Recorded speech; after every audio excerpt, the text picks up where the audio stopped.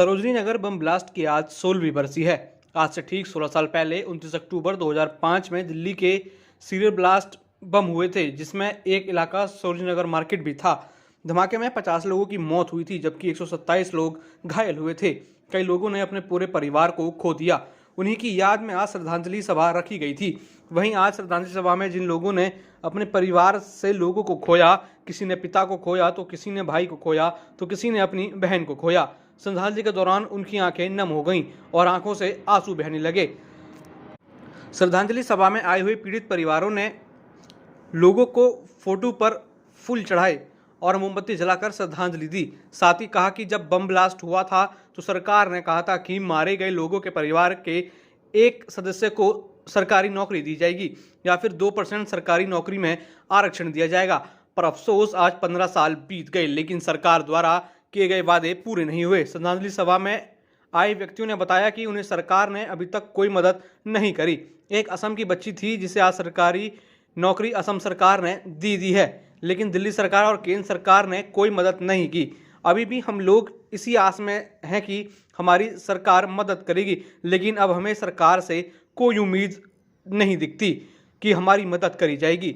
जब ब्लास्ट हुआ था हम छोटे छोटे थे, आज हम बड़े हो गए हैं, पढ़ लिख गए हैं, नौकरी के काबिल हैं, लेकिन फिर भी हमें रिजर्वेशन नहीं दिया जा रहा है।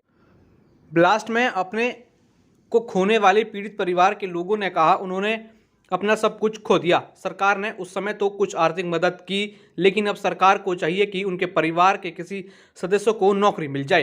पीड़िता दीक्षा और मनीषा ने बताया कि उन्होंने ग्रेजुएशन कर लिया है और अब उन्हें नौकरी चाहिए, जिसके लिए वह सरकार से गुहार लगा रही हैं। बता दें कि 16 साल पहले दिवाली से एक दिन पहले धनतेरस के दिन दिल्ली में जगह जगह सीरियल बम धमाके हुए थे, जिसमें कई सारे लोग मारे गए थे, कई लोग घायल हुए थे। उसी दिन सरोजनी नगर मार्केट में भी बम ब्लास्ट हुआ था, जिसमें 50 लोग मारे गए थे और 127 लोग घायल हुए थे, जिनको आज श्रद्धांजलि दी गई। आज आपकी आंखें नम है, क्या याद आ? देखिए, मेरी छोटी सी बच्ची थी 8 महीने की, जिसकी डेथ यहाँ हुई थी। मेरी सिस्टर भी थी, मम्मी भी थी और फ्रेंड भी थी। और ना ही मेरी मम्मी की उम्र थी उस समय जाने की, बहुत छोटे में 50 साल की थी उस समय। और मैं इंजर्ड हुई थी। मेरी जो बड़ी बेटी है ये भी 9 साल की थी उस समय, ये भी इंजर्ड हुई थी। अब सरकार भले मुआवजा दे देती है, लेकिन वो कितने दिन खाए जाते हैं। मेरा अभी भी कान का ऑपरेशन होना है दिवाली के बाद और 1.5 लाख का खर्चा है। मेरे पास नहीं है पैसे कि मैं वो ऑपरेशन भी करा सकूँ। अब जब मैं खुद ही कैपेबल नहीं हूँ, ना मैं ठीक से सुन पाऊँगी, ना मैं ठीक से देख पाऊँगी, तो मैं क्या अपनी फैमिली को अर्न करूँगी। आप देखिए कैसे मेरे 3 बच्चे हैं, 2 छोटे बच्चे, जुड़वा बच्चे भी हैं, और मेरे हस्बैंड इस समय कुछ करने लायक नहीं है। उनका भी बहुत भयंकर एक्सीडेंट हुआ था जिसमें वो चलने फिरने लायक नहीं है। अब मैं ये चाहती हूँ कि मेरी बेटी को एक सरकारी नौकरी मिले, और जो इसने एंट्रेंस भी दिया है इग्नू में 1 नंबर से, जनरल कैटेगरी में है, 72 नंबर चाहिए थे, 71 आए हैं, इसको उस पर भी एडमिशन मिलना चाहिए। यानी आप लोग जो धमाका हुआ था, आतंकी हमला हुआ था, उसकी विक्टिम है, लेकिन सरकार की तरफ से जो आप लोगों की मांगे हैं वो अभी भी कहीं ना कहीं अधूरी है। अब आप एक बात बताओ, अभी भी मुझे जैसे ऑपरेशन के लिए पैसे चाहिए, मैं किससे मांगने जाऊँ? आप ये बताइए। ये सारे मुझे यहीं से तो मिले ना कष्ट। मेरे एक कान का ऑपरेशन हो गया था, मैंने तभी करा लिया था 15 साल पहले, लेकिन दूसरे कान का होना बाकी है ना। तो हमें भी तो कहीं से कुछ ऐसा तो मिले जिससे हम कमा करके खा सकें। आप अपना नाम बताइए। मोनिका।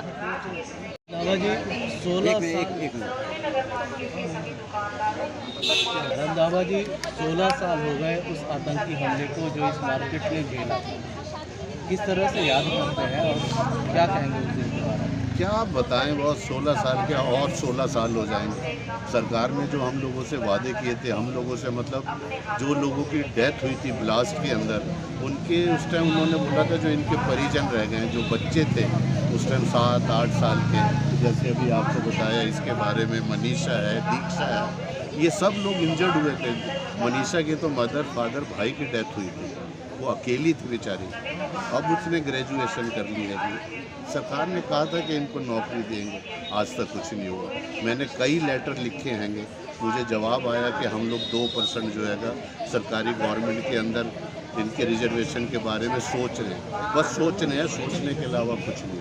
हर साल आता है, हर साल बरसी करते हैं। मेरा मकसद सिर्फ ये होता है कि ये जितने भी विक्टिम हैं आपस में मिलते हैं, बातचीत करते हैं, तो ये अपना थोड़ा दर्द और जो दुख है वो बांट देते हैं। शुरू में सरकार जब हादसे होते हैं उस टाइम हॉस्पिटल हो या सरकार हो मंत्री हों, जितने नेता हों, सब अपने अपना वो दिखाते रहेंगे।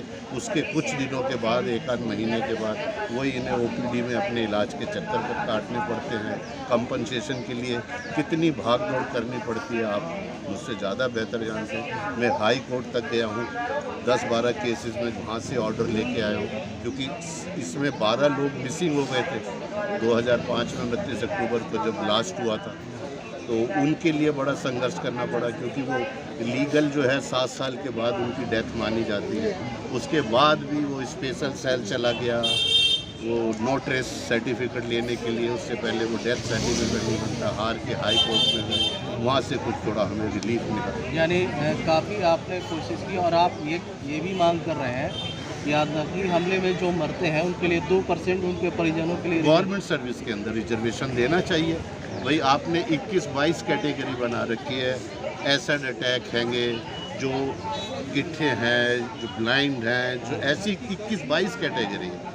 अगर 2% ये बम ब्लास्ट के विक्टिम्स को, जो उनके फैमिली मेंबर के हैं, जो पढ़े लिखे बच्चे बड़े हो चुके हैं, उनको अगर दे देंगे तो सरकार को कोई फ़र्क नहीं पड़ेगा। बहुत टाइम हो गया करते हुए, नहीं तो मैं अब सुप्रीम कोर्ट के अंदर एक रिट लगाऊंगा ताकि इन लोगों को आपने इस रिगार्डिंग लेटर लिखा है क्या? बहुत लेटर लिखे, मेरे को जवाब भी आया हुआ मंत्रालय से कि हम कर रहे हैं। एक बार वो रोल आप अपना नाम बता दो। मनीषा, जब ब्लास्ट हुआ था तो आपने अपने कितनों को खोया है उस समय, और अब क्या मांग करती है? उस टाइम 2005 में जो ब्लास्ट हुआ था, मैंने अपने पापा, मम्मी और बड़े भाई को खोया है। और अब आपके जो भी पेरेंट्स थे वो नहीं रहे, अब आप बड़ी हो गई हैं, तो आप क्या मांग करती है सरकार से अपने नौकरी के लिए? मेरे को तो सर 15 साल से ज़्यादा हो गया सरकार से मांग करते हुए। मैं कुछ नहीं मांगना चाहती, मैं बस हाथ जोड़ के बोलना चाहती हूँ कि मुझे कुछ नहीं मांगना, मुझे ना कोई उम्मीद है सरकार से, क्योंकि वो तब कुछ नहीं कर सके। जो 2005 का कॉम्पनसेशन था वो पिछले साल पास हुआ है, उनको नहीं समझ आया। मेरे दादा ने, जिनकी उम्र 70 से ऊपर हो गई है, मेरी दादी बेड में है ना, वो कॉम्पनसेशन पिछले साल पास हुआ। इतनी हमें दिक्कत हुई, 15 साल हमने कैसे काटे हम ही जानते हैं। सरकार से मैं क्या ही उम्मीद रखूँ? मुझे कोई उम्मीद नहीं रखनी सरकार से, ना मुझे कुछ मांगे, क्योंकि वो सब कुछ नहीं किया उन्होंने, अब क्या करेंगे? आप अपना नाम बताओ। दीक्षा, आज आप काफ़ी मायूस हैं, रो रही थी, कैसे याद करती हैं उस दिन को? उस दिन मैं, पापा और भाई था मेरा, उसकी डेथ हो गई थी, और पापा और मैं काफ़ी इंजर्ड हो गए थे। तो आज 16 साल हो गए, पर कोई चेंजेस नहीं है, सेम वही चीज़ है। और इतनी पहले भी 15 साल से गवर्नमेंट को ये चीज़ देखनी चाहिए, वो बिल्कुल भी इन चीज़ों पे ध्यान नहीं देते। हम लोग की ग्रेजुएशन कंप्लीट हो चुकी है मेरी, और उनकी तरफ से बिल्कुल भी हेल्प नहीं मिली जॉब की या किसी चीज़ की। असम की एक लड़की थी जिसको यहाँ की गवर्नमेंट ने जॉब दे चुकी है, वो भी 3-4-5 साल हो चुके हैं उन्हें ऑलरेडी, पर यहाँ की गवर्नमेंट को कोई फ़र्क ही नहीं पड़ता। उनसे हमेशा ये चीज़ बोलो, और उनको कोई फ़र्क ही नहीं पड़ता, उनके लिए कोई मैटर ही नहीं करता किसी का फैमिली से कोई गया, किसी को इतना नुकसान। आपके घर के खर्चा को चलाना मुश्किल है, आपने अपने पिता को खोया, आज वो रहते हैं? मेरे पिता मेरे साथ हैं, मेरे पिता और मैं इंजर्ड हुए थे, भाई की डेथ हुई थी। आपने भाई को खोया है, क्या कहें?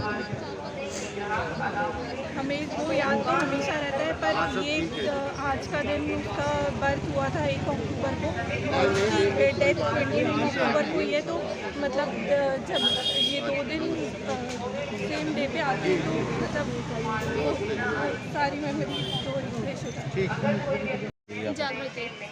जागृति 16 साल हो गए उस आतंकी हमले को, आपने किनको खोया है, और अब आज की स्थिति में क्या मांग करते हैं? 6 लोग गए थे।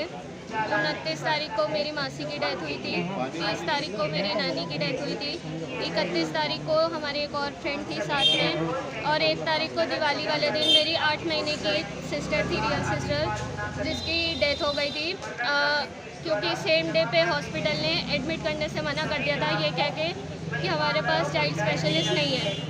जब वो बच्चा लेट एडमिट हुआ गया हॉस्पिटल में, उसने वॉमिट कर दी, डॉक्टर्स ना होने की वजह से वो इनटेक कर ली गई, लंग इन्फेक्शन से चौथे दिन उसकी डेथ हो गई थी। आज भी 16 साल हो गए, दिवाली का त्यौहार हमारे लिए ख़त्म हो चुका है, हम उस त्यौहार को नहीं मनाते।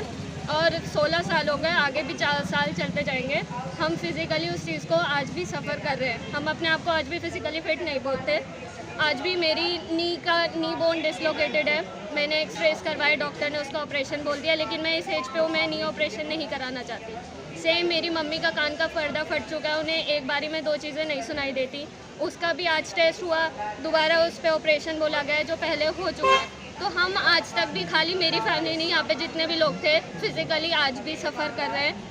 और हम गवर्नमेंट से सिर्फ इतना मांगते हैं कि हमें रिजर्वेशन दी जाए। हम फ्री में जॉब नहीं मांग रहे, हम सिर्फ रिजर्वेशन चाहते हैं जो हमारा राइट है। यहाँ पे एक और लड़की थी असम की, जिसको असम गवर्नमेंट ने जॉब दी है, उसी तरीके से ये हमारा भी राइट बनता है ताकि हम भी अपनी फैमिलीज़ को सपोर्ट कर सकें। आप कहाँ दिल्ली में रहती हैं? हम अभी मेरठ रहते हैं, हम पहले दिल्ली में रहते थे, हम 2014 में मेरठ शिफ्ट हो चुके तो हैं। आपकी जो ये मांग है स्टेट गवर्नमेंट और केंद्र सरकार दोनों से ही? हाँ जी बिल्कुल। 16 साल हो गए आतंकी हमले को इस मामले पे। उस दिन को आप कैसे याद करते हैं? क्या मंजर था उस दिन? उस दिन बड़ा खौफनाक मंजर था। सरकार से हमने पहले भी प्रार्थना करी थी, जो बेकसूर लोग शहीद होते हैं, अपंग घायल होते हैं, उनको उम्र भर के लिए गोद लो। वो क्यों मांगे नौकरी आपसे? आपको उनको देनी चाहिए। माननीय प्रधानमंत्री, आत्मनिर्भर भारत बनाने जा रहे हो। जो शहीद हो जाते हैं देश में कहीं भी, हर एक स्टेटों के जो सीएम साहब हैं, वो अभी देखो असम के सीएम साहब ने निशा को नौकरी दी। हमारे दिल्ली के सीएम साहब, दिल्ली के जो शहीद हुए परिवार, उनके परिवारों के जो घायल हुए, उनको नौकरी दें। बेकसूर लोग जब शहीद होते हैं, सरकार को उनका कर्तव्य बनता है उनको उम्र भर के लिए गोद लेना और उनकी आर्थिक सहायता करना। पर अभी तक क्या नहीं करी, मुआवजा देने के बाद भूल जाते हैं। माननीय प्रधानमंत्री, आपसे भी अपील है मेरी, और दिल्ली के, भारत के सभी स्टेटों के सीएमओ से मेरी अपील है, उन सबको नौकरी दें। कोई परसेंट नहीं होना चाहिए। सुरक्षा की बात करें तो 16 साल से और अब में क्या तब्दीली आई है? देखो, सुरक्षा पहले से बढ़ाई गई है। 78 दिल्ली पुलिस के सीसी कैमरे हैं, सभी दुकानदारों के सीसी कैमरे हैं, वो सुरक्षा में कोई कमी नहीं है। पर जो लोग बेकसूर शहीद होते हैं, अपंग घायल हो जाते हैं, सरकार उनको नौकरियां दे और उनकी सहायता करे। ये नहीं कि मुआवजा दे के भूल गए और जब बरसी आती है तो याद आती है उनको। ये ऐसा नहीं होना चाहिए। माननीय प्रधानमंत्री जी, आपने आत्मनिर्भर भारत का जो संकल्प लिया है, इन बेकसूरों को भी नौकरी दी जाए, इनके परिवारों की आर्थिक सहायता हो, और ये नहीं कि सरकार इनको ऐसा ही व्यवस्था बनाए जो उनको गोद ले।